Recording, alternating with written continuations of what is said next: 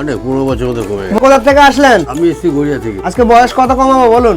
যতটা পাবেন কমিয়ে দেবেন। যতটা পারবো কমিয়ে দেবো। চলুন, বুঝতেই পারছেন স্যার কিন্তু আজকে আমাদের কাছে বয়স কমানোর জন্য এসেছে নাকি? হ্যাঁ। দাদুকে আজকে আমরা কাকা বানিয়ে দেবো। চলুন তাহলে দেখা যাক হেয়ার প্যাচ লাগালে একটা মানুষের কনফিডেন্স লেভেল কি হারে বাড়ে। চলুন দেখা যাক।